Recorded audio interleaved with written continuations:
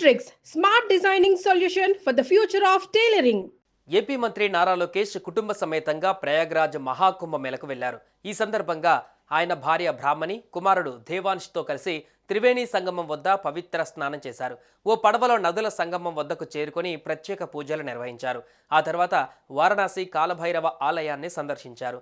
ఈ మేరకు ప్రయాగ్రాజ్ వద్ద తీసుకున్న సెల్ఫీని ట్వీట్ చేసి నిజంగా ఆశీర్వదించబడ్డాం అని లోకేష్ సెల్ఫీని ట్వీట్ చేశారు. మరోవైపు ప్రయాగ్రాజ్లో కొనసాగుతున్న కుంభమేళకు సామాన్య భక్తులతో పాటు ప్రముఖులు పెద్ద సంఖ్యలో తరలి వస్తున్నారు. ఆదివారం ఒక్కరోజే సాయంత్రం 6 గంటల వరకు 1.36 కోట్ల మంది భక్తులు ప్రయాగ్రాజ్కు వచ్చినట్లుగా యూపీ ప్రభుత్వం వెల్లడించింది. దీంతో నిన్నటి వరకు మొత్తంగా 52.83 కోట్ల మంది కుంభమేళలో పుణ్యస్నానాలు ఆచరించినట్లు తెలిపింది. ఇక ఈ నెల 26 వరకు మహాకుంభమేళ జరగనుంది. ఇప్పటికే 50 కోట్లకు పైగా భక్తులు పుణ్యస్నానాలు ఆచరించారు. విదేశాల నుంచి కూడా భక్తులు తరలి వస్తున్నారు. పాకిస్తాన్ నుంచి కూడా హిందువులు కుంభమేళకు రావడం విశేషం.